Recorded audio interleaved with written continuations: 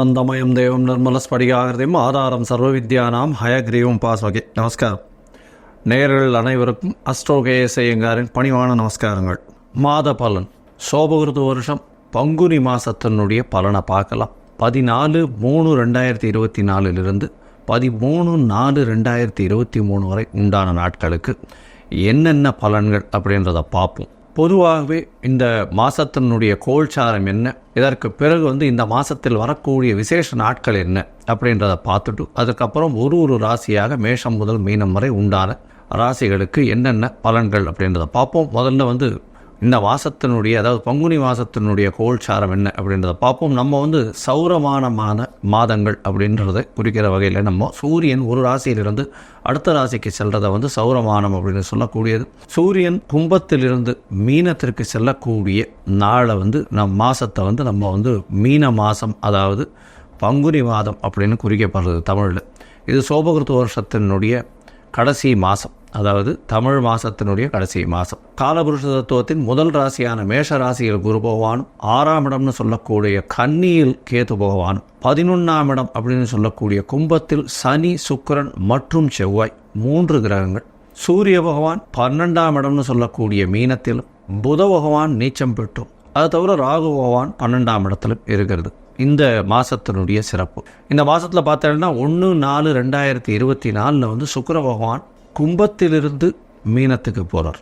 அதனால் இந்த மாதத்தில் 4 கிரகங்கள் சேர்ந்து 1ஆம் தேதி 1/4/2024 மேலே இருக்குது.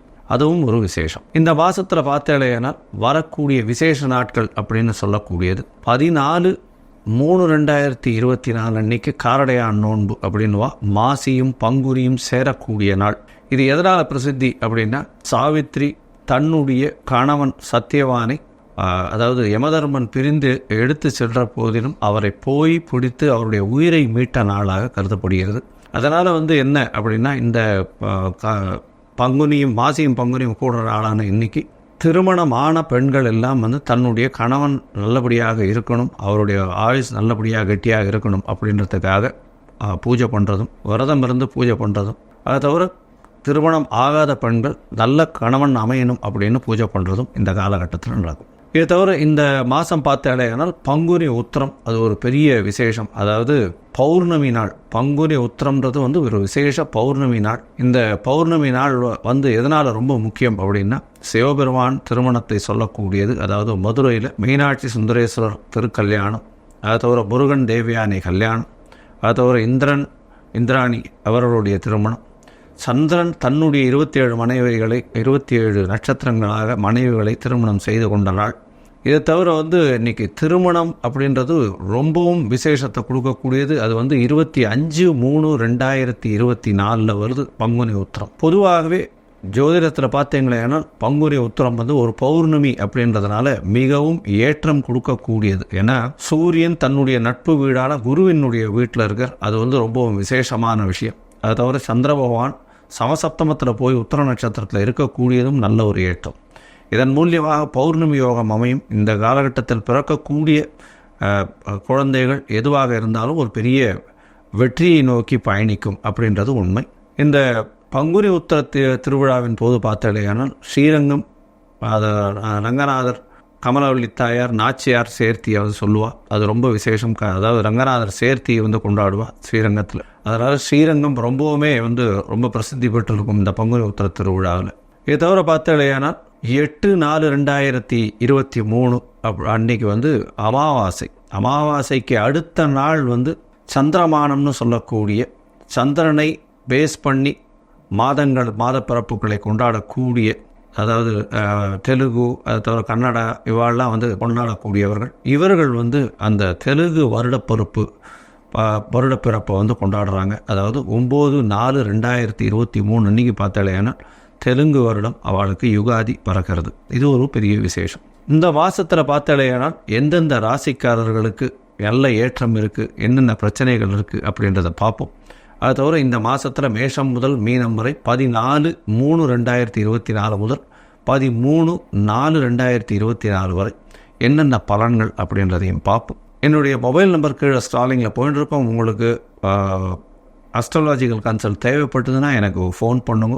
உங்களுக்கு வந்து அப்பாயின்மெண்ட் கொடுங்க. உங்களுடைய date, time, place of birth, name as well as உங்களுடைய பேரண்ட்ஸ் நேம், இது எல்லாத்தையும் நீங்கள் அனுப்பினேயான உங்களுடைய ஜாதகத்தை கணித்து அதற்கு பிறகு வந்து சந்தி இருக்கான்றதை பார்க்கணும். மெயினாக வந்து பாத சந்தி இருக்கா, நட்சத்திர சந்தி இருக்கா, இல்லைன்னா லக்ன சந்தி இருக்கா, இது எல்லாத்தையும் பார்த்துட்டு உங்களுடைய தசாப்தி அந்தரம் சூக்ஷ்மம் இதெல்லாம் வந்து எப்படி போயின்னு இருக்கு அப்படின்றதையும் பார்த்துட்டு இன்றைய காலகட்டத்தில் இப்பொழுது இருக்கக்கூடிய கோச்சார பிரகாரம் உங்களுக்கு வந்து நல்ல ஏற்றம் கிடைக்குமா, இல்லை பிரச்சனைகள் இருக்கா அப்படின்றதையும் பார்த்துட்டு எளிய பரிகாரங்கள் என்ன செய்யலாம் அப்படின்றத வந்து நான் சொல்கிறேன். சரி, இப்போது மேஷம் முதல் மீனம் வரை 14/3/2024 முதல் 13/4/2024 வரை சோபகிருத வருஷம் பங்குனி மாதத்தின் பலன்களை ஒன்றுண்டா பார்க்கலாம். ரிஷபம், கிருத்திகை, ரோகிணி, மிருகசீரிஷம் இந்த 3 நட்சத்திரம் 9 பாதங்களை கொண்ட ராசி. ராசியின் அதிபதினு சொல்லக்கூடிய சுக்கிர பகவான் உங்களுடைய ராசிக்கு 10ஆம் இடத்துல இருக்கார். இந்த மாசத்துல பார்த்தாலேனால் 14/3/2024 13/4/2024 உண்டான நாட்கள்,